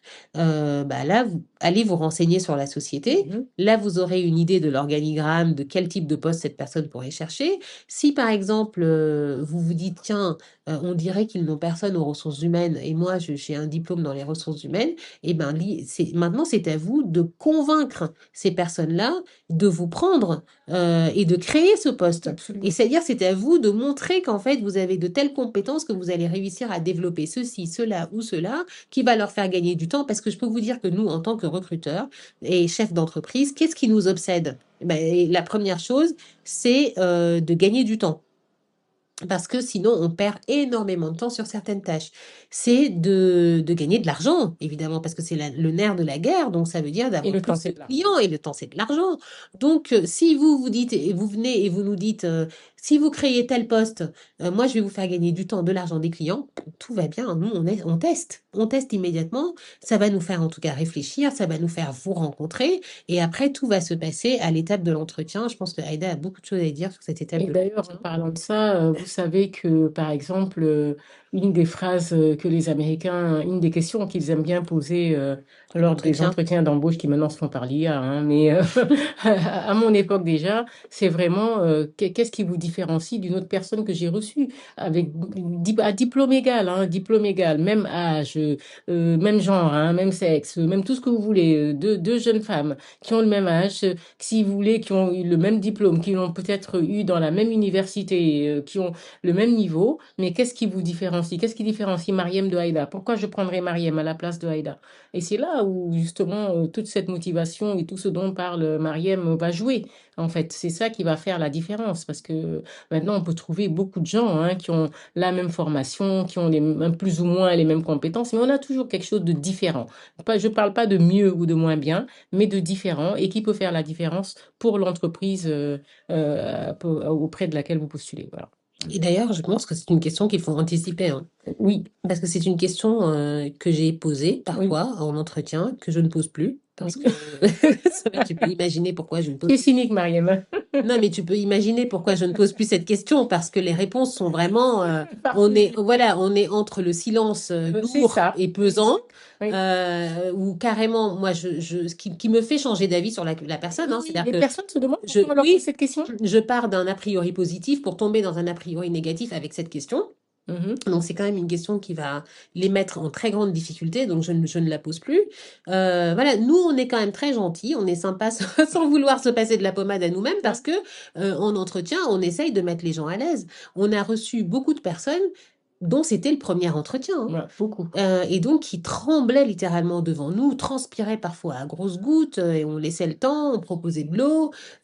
D'autres recruteurs font pas ça du tout, Du tout. vont juste se dire bon c'est bon au suivant, parce que parfois on a des journées d'entretien, c'est-à-dire que dans la journée on reçoit 15 Ah oui, personnes. marathon. Hein. Et c'est donc, imaginez l'enfer, on se répète 400 fois déjà dans la journée, parce qu'on va dire les mêmes choses à des personnes différentes. Donc il faut sortir du lot à ce moment-là, hein. Il faut vraiment essayer de sortir du lot. Et c'est pour ça qu'on en arrive parfois, quand on a vu 15 personnes et qu'on en a déjà 3 dans la tête, on se dit, ah, il y a 3 qui pourraient le faire. La quatrième qui pourrait le faire aussi, on a envie de lui poser la question, parce Bien qu'on sûr. se dit, Il faut qu'on il trie. faut qu'on trie. Donc, comme on en a 3 autres là sous le coude, il faut qu'on trie. Donc, quand vous allez en entretien d'embauche, pensez à ça. Si jamais on me dit quelles sont vos qualités, pourquoi je vous prends vous plutôt que les autres, Vendez-vous. vendez-vous, ne dites pas des trucs bateaux du style parce que je suis meilleur. Bon, ça ne veut rien dire du tout, c'est vraiment complètement creux. Voilà, mais on peut développer sur ces qualités, à savoir, par exemple, dire que moi, je ne me décourage jamais. Moi, ça, c'est des phrases que j'aime entendre. Une personne qui me dit, vous pouvez me prendre parce que dans ma vie, j'ai relevé énormément de défis et je suis une personne qui ne se décourage jamais. Alors là, ça me frappe. Une personne qui dirait, par exemple, j'apprends très vite, ça me frappe aussi parce que, exactement, parce que, ou alors, je comprends très vite, ou je suis très autonome. Je ne suis pas le genre de personne qui va vous poser 1000 questions tous les jours. Ça va être quelque chose qui va me frapper. Ou encore, je ne suis pas sur ma montre. Ce n'est pas parce que je dois travailler de 9h à 18h qu'à 18h01, je pointe et je m'en vais. Ça aussi, ça va me frapper. Ah bah oui, donc il faut penser aussi à ce qui va, encore une fois, vous êtes en train de vous vendre, donc il faut penser à ce qui va séduire. C'est un jeu de séduction, hein, le recruteur. Qu'est-ce qui va le séduire? Donc c'est très important de le mettre en avant. Il faut éviter dans les entretiens d'embauche, là je vais marcher sur tes plates-bandes, parce que je viens d'y penser en pensant à la disponibilité. Aussi, quand vous arrivez sur l'entretien, qu'on vous fasse une proposition et que vous répondiez, ah ben je vais en parler à mon mari, Oh my God. je vais en parler À à mon ma père. femme, je vais en parler à mon père, je vais en parler à ma mère, ma tante, ma badienne. Et, On a tout et, et entendu. c'est là que Mariam va dire, je ne recrute pas votre père ni votre mère. Voilà. Et en général, c'est la fin de l'entretien. Donc là, pour le coup, je suis moins sympa. Donc là, vous allez vous dire, elle se passait de la pommade tout à l'heure, hein, c'est pas possible.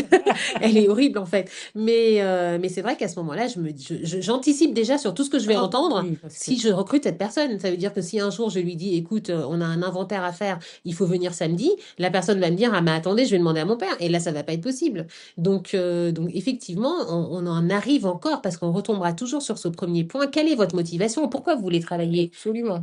Qu'est-ce que vous voulez? Est-ce que vous voulez, vous êtes une personne autonome? Est-ce que vous avez envie de bâtir votre carrière? Est-ce que vous êtes prêt à tout donner? Ou est-ce que vous le faites parce que vous faites plaisir à quelqu'un? Ou parce que vous n'avez plus envie de rester chez vous à regarder des séries? Ou parce que ceci ou cela? Ou parce que parfois, d'ailleurs, les personnes veulent travailler juste parce qu'elles veulent se payer quelque chose. Donc, Ça arrive très oui, souvent. ça arrive très souvent. Et donc qu'est-ce que vous voulez? Et s'il vous plaît, ne faites pas perdre leur temps à nous autres, les recruteurs. Donc, c'est-à-dire venir juste, en fait, pour un petit peu Pouvoir dire que je remplir, suis allée voilà, remplir votre vie, remplir votre carnet de rendez-vous. et Voilà, pouvoir dire à votre entourage, il n'y a pas d'emploi, je suis allée j'ai à tout plusieurs cherché, j'ai tout entretiens, fait. mais personne ne m'a pris. Voilà. Voilà. Ça arrive aussi. Des erreurs en entretien d'embauche, Aïda? Alors, on a passé la première étape, c'est-à-dire que j'ai reçu une annonce, j'ai vu une annonce, j'ai répondu à l'annonce, je cherche du travail depuis un moment et j'envoie des candidatures spontanées. J'ai des amis qui m'ont dit, il y a telle entreprise qui recrute souvent, tu devrais envoyer ton CV. Je l'ai fait, j'ai suivi tous les conseils que Marie m'a donnés et en fait, j'ai été appelée. Et là, j'ai été convoquée et je dois venir au rendez-vous. Première erreur à ne pas faire, c'est qu'on vous appelle et que vous fixiez vous-même votre rendez-vous. Tu l'as dit tout à l'heure. On vous appelle, on vous dit, vous avez envoyé votre candidature pour un poste tant. Vous avez été retenu. Nous vous donnons rendez-vous vendredi à 10 heures. Ah non, non, non, est-ce que je peux venir lundi matin? Je suis à Pout.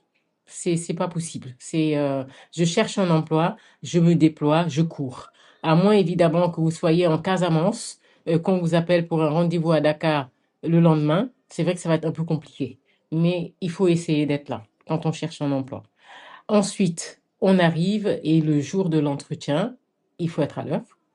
Il ne faut pas arriver 2 heures après. Ça a l'air banal, hein, de dire ça comme ça, Oh hein. mon Dieu, il faut vraiment Mais être à l'heure. on le dit parce que nous, on a subi de nombreux retards. Des personnes qui nous disent, ah mais j'avais oublié. J'avais oublié, c'est Je rédhibitoire. sais pas si vous imaginez un peu. Des personnes qui nous disent, ah mais je me suis perdue. Tout à fait rédhibitoire, hein. Si vous avez rendez-vous à 10 heures, mettez-vous dans la tête que vous allez arriver là-bas à 8h30. Tout Exact. simplement. Voilà. Si vous arrivez à 8 heures alors que le rendez-vous c'est 2 heures Vous après, m'entendez? ne vous présentez surtout pas à l'entreprise Non. parce que ça nous est déjà arrivé. Arrivé, oui. Il faut vous balader dans le quartier, hein, et Et à arriver 10 à heures 10 pile, heures. vous arrivez. Voilà. Mais il Absolument. faut pas vous dire, je vais aller encombrer leur salle d'attente. Déjà, vous ne savez pas s'ils ont vraiment une salle d'attente. Parfois, il n'y a pas d'endroit où vous allez vraiment pouvoir vous asseoir pour attendre. Donc, vous allez leur poser un problème. Donc, déjà, l'a priori sera négatif. Absolument. Et arriver en retard en disant il y avait trop de circulation, je ne savais pas que ça me prendrait autant de temps, etc. Tout ça, on dit long sur qui vous êtes. Ça dit en fait, vous n'avez pas anticipé les choses, etc. Et tout ça, ce n'est pas bien du tout.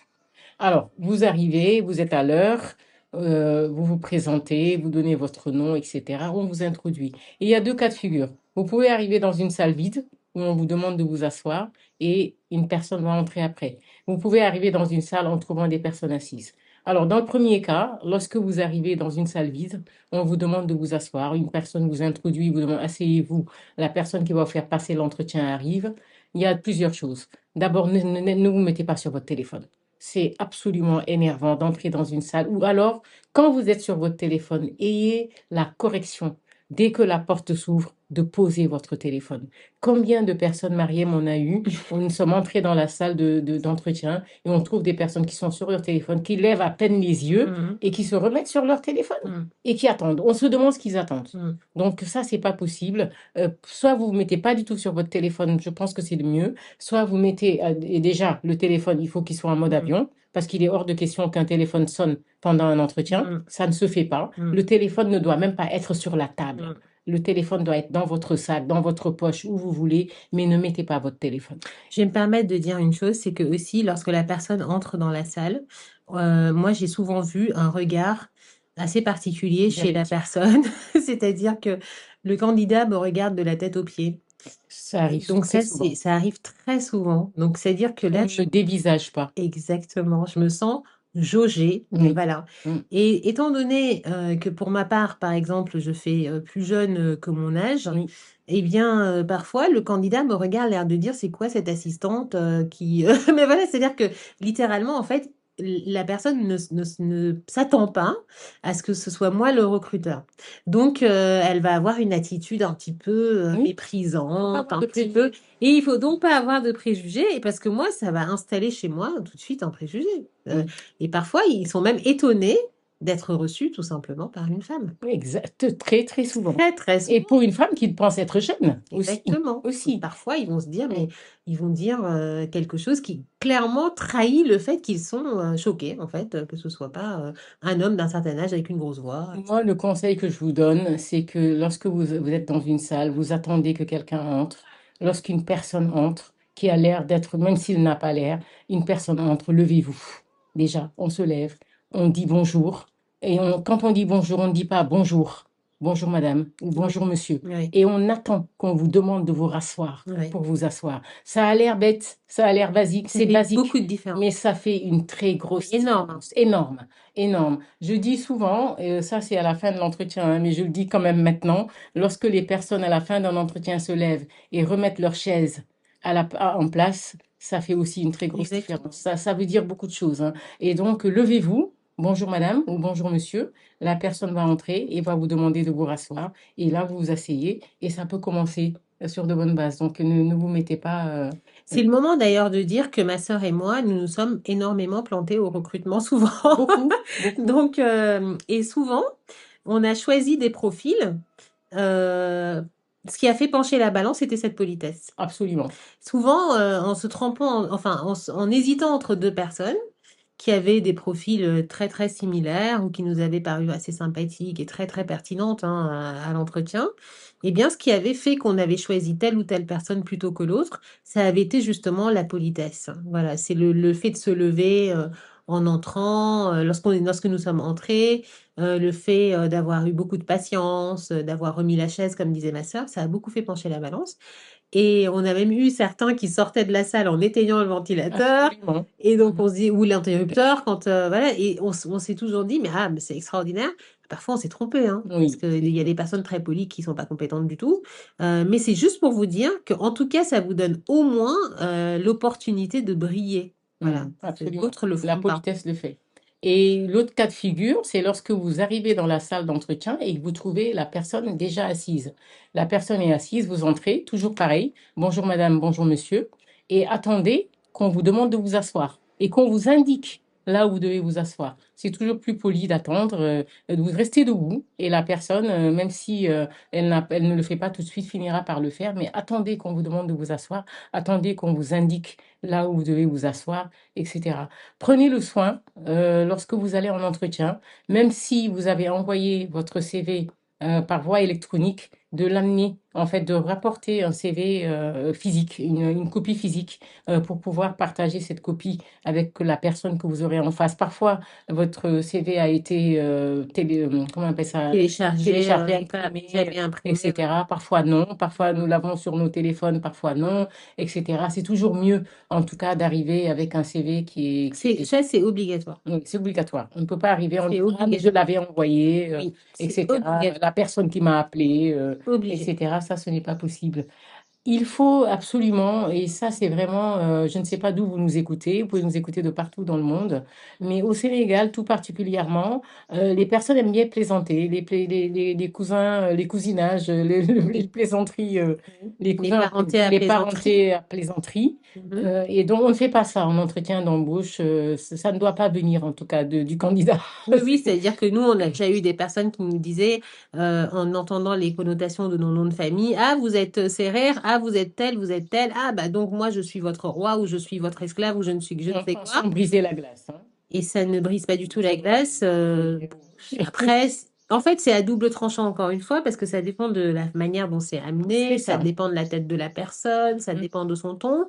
Donc nous, on vous connaît pas, on connaît pas la personne, donc parfois ça a l'air hyper hautain alors que c'est une personne qui a un humour pince sans rire Oui, et donc du coup c'est vraiment pour rigoler et parfois nous on a l'impression que la personne est juste hyper sérieuse ou que absolument. voilà et ça passe pas en fait, juste ça ne passe pas. Ça Et passe pas. parfois ça passe super bien, on rigole bien Oui. et on passe à autre chose, mais c'est vraiment, c'est une loterie. Oui, c'est une C'est loterie, une hein. loterie. Donc, Mm. comme on est dans l'entretien d'embauche, on a attendu ça pendant des mois, on l'a enfin décroché, on marche sur des œufs. Absolument. Et on a eu aussi des personnes qui sont venues avec leurs enfants en entretien, des Ouais, bébés. ouais. Il y en a qui ont laissé les bébés À l'accueil. à l'accueil. Il y en a qui sont venus avec la nounou, qui ont laissé le bébé. Il y en a qui ont laissé le bébé à notre Il assistante. y en a qui ont laissé le bébé à notre assistant. Donc c'est Catastrophe. bizarre. Non, C'est c'est pas catastrophique. bizarre. C'est un tsunami. C'est un tsunami, c'est bizarre, c'est Catastrophique. catastrophique en fait, hein. Et on a eu également des personnes qui sont carrément montées avec le bébé, hein. Donc Oui, ça au aussi, c'est pas dos, possible. sur le... Oui, oui. Ah bah après, on a eu un entretien très agréable avec une dame qui avait un bébé tellement mignonne C'est vrai. que du coup, nous, on se souvient pas de la dame. On se souvient On que se du bébé. souvient que du bébé.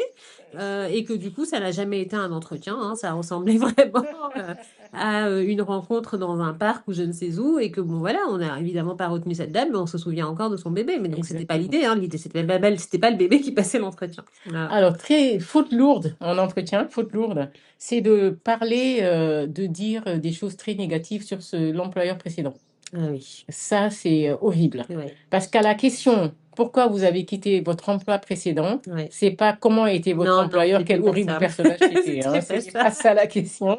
La question, c'est vraiment pourquoi vous êtes parti. Maintenant, Mm. si vous êtes parti parce que votre employeur était un horrible personnage, ne le dites pas comme ça. Ouais. Voilà, dites ce que vous voulez, mais pas vraiment comme ça. J'ai été déçu, ou bien c'était pas ce à quoi je m'attendais, ou bien trouvez les choses. Mais dire mon employeur était méchant, mon employeur ne, ça ne passe pas. En fait, C'est- ça me rappelle quelque chose qui est que le monde est petit, Mhm. le monde des Ah, recruteurs ça et c'est des horrible. employeurs Et je sais ce que tu vas dire. est très petit. Et parfois, on a donc une personne qui va vous dire du mal de son précédent employeur, qui n'est autre qu'une personne que vous connaissez fort bien. Mm. Donc, ça veut dire qu'elle est en train de médire d'une personne que le recruteur connaît. Donc, Oui. ça, c'est catastrophique comme Mhm. situation, hein.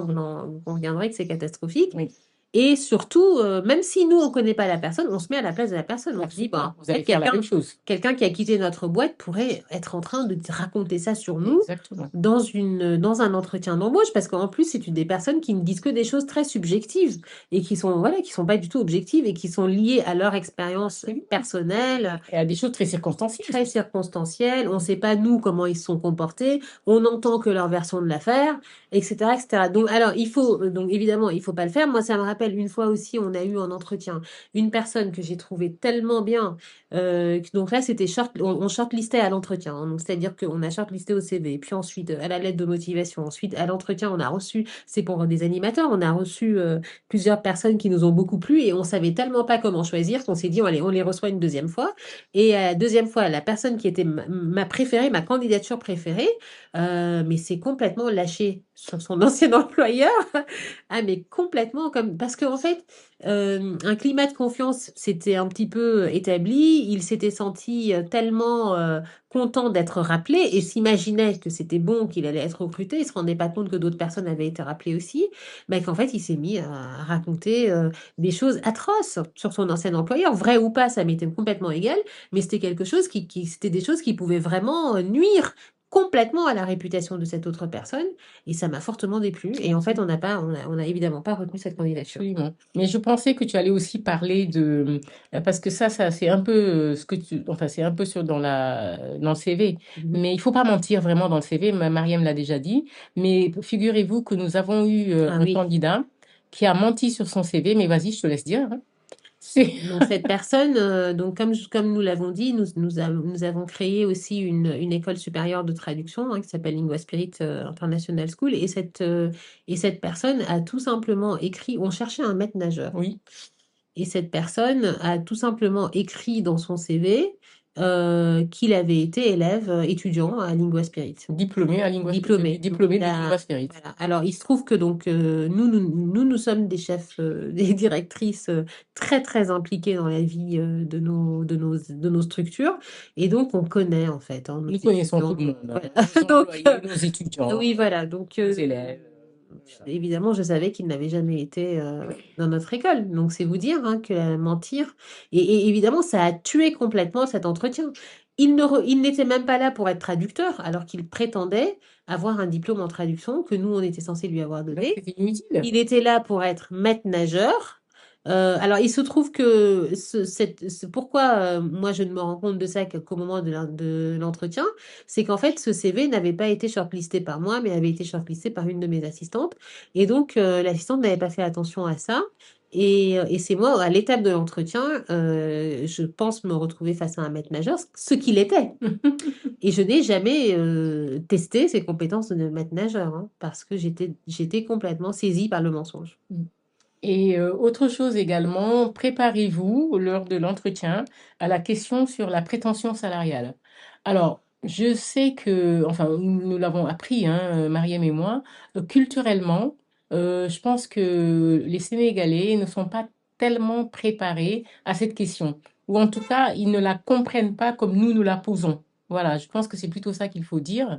Et lorsque nous demandons quelle est votre prétention salariale, les candidats sont plutôt dubitatifs, ils sont étonnés, et ils nous retournent souvent la question. Ils Mm. nous renvoient la balle en disant non, c'est à vous de dire combien vous payez, etc., Des etc. réponses catastrophiques. Oui, voilà, il ne faut pas faire ça. En fait, il faut se préparer à répondre lorsqu'on vous demande quelle est votre prétention salariale. Vous avez une prétention salariale. Il y a un montant auquel vous pensez lorsque vous vous levez le matin, un montant qui vous fait vous lever le matin, qui vous ferait en tout cas vous lever le matin pour aller travailler. Donc, il faut vous attendre à cette question-là et pouvoir y répondre. Ça ne va pas changer, ce n'est pas censé changer quelque chose à ce que l'entreprise va vous payer parce que les entreprises ont des fourchettes de toute façon de salaire, ils ont des budgets et ils ont pour des salaires qui correspondent au poste qu'ils ont besoin de pourvoir. Donc, ça ne va pas changer ce qu'ils vont faire, mais ça les situe sur ce que vous attendez, la valeur que vous donnez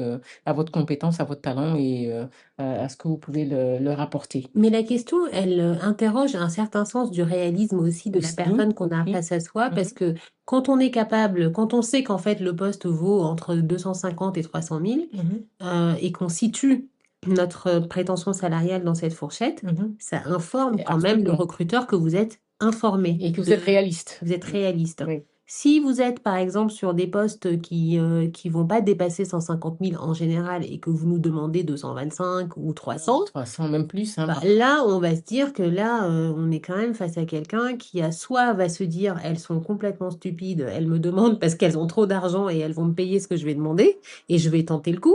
Donc ça, il y a des C'est personnes qui en arrivé. sont, mais c'est arrivé. Ou d'autres qui vont simplement penser qui ne savent pas en fait tout simplement et qui vont penser qu'elles peuvent dire ce dont elles ont envie, enfin ce qu'elles veulent gagner en fait, ce qui correspond plus ou moins à leurs rêves ou à leurs besoins. Donc le salaire que vous méritez, c'est pas forcément le salaire qui correspond à votre besoin. Donc vous pouvez avoir un besoin pour boucler vos fins de mois de 300 000 et avoir un diplôme et un métier qui ne vous permet pas de gagner plus de 150 Absolument. 000. Absolument. Donc ça, il faut quand même aussi bien le prendre en compte. Et c'est pas parce que vous habitez à l'autre bout de la ville, en très grande banlieue, etc., que ça justifie que vous demandiez beaucoup plus que n'importe qui d'autre.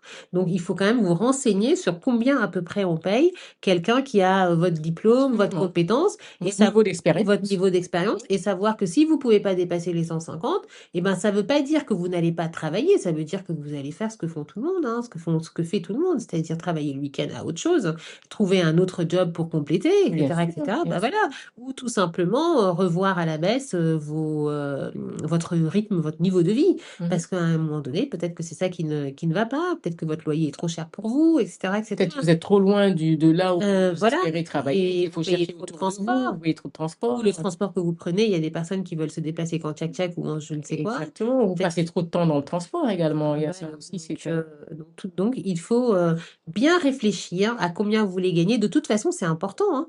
Avant d'aller, ça, on revient à la première remarque que nous avons faite, c'est dans la préparation de la recherche d'emploi. Donc on se dit, combien je veux gagner? Mhm, Voilà où j'habite, voilà mhm. combien va me coûter le transport. Jusqu'où je suis prêt à aller, en Parce que fait, s'il hein. est avéré que vous habitez dans un coin qui fait que tous les jours vous payez 1300 francs de transport, même si vous avez une prime de transport, elle est quand même plafonnée. Donc, réfléchissez 2 minutes, vous allez vous rendre compte assez rapidement que peut-être que là où vous voulez travailler, ça ne vaut pas le coup pour vous de travailler en fait. Absolument. Voilà. Mhm. Absolument. Écoute, Mariam, je pense qu'on a fait le tour. Je ne sais pas si tu as quelque chose à rajouter, mais je pense que nous avons fait le tour de la question et que là, maintenant, nous allons attendre les commentaires, les questions. Nous pouvons apporter des précisions. Vous pouvez vous aussi, nous aussi nous donner, nous dire ce que vous pensez de ce que nous avons dit, Vos nous retours parler de vos d'expérience. retours d'expérience également, etc. Nous dire d'où vous nous avez écoutés. Ça aussi, Oui, ça peut être super intéressant. super intéressant de savoir d'où vous nous avez écoutés et préparez-vous à nous écouter toutes les semaines. Nous aurons différents sujets. Vous pouvez nous en proposer aussi. Et comme le dit le nom de ce podcast, c'est Selon nous. C'est selon Mariam Aïda. Donc, ce sera toujours le monde vu par nos yeux, à travers le prisme de nos expériences, de nos opinions personnelles que nous nous permettons de partager avec vous. Et nous espérons vraiment que ça fera l'objet de débats avec vous, de questions qui nous permettront de répondre. Sur la question de l'emploi, je suis pas tout à fait d'accord avec ma sœur. Nous n'avons pas fait le tour. Nous n'aurons jamais fait le tour. Oui, non, oui, Voilà. c'est pas le tour. Disons que nous avons avons fait, abordé une exactement. partie de la question. Voilà, je Ouais, rectifie ce que j'ai donc vous dit. voyez qu'on n'est pas toujours d'accord. Ah non. En fait, on est presque jamais d'accord. Là, aujourd'hui, nous avons fait bonne figure, mais nous ne sommes presque jamais d'accord. Donc, ça rendra intéressant aussi les sujets que nous allons aborder ultérieurement. On vous dit à bientôt. Merci d'avoir écouté jusqu'ici. N'oubliez pas de vous abonner à la chaîne. N'oubliez pas de liker, partager. Ça fera gonfler la communauté et ça fera porter plus loin nos voix. Merci. Merci, au revoir et à bientôt.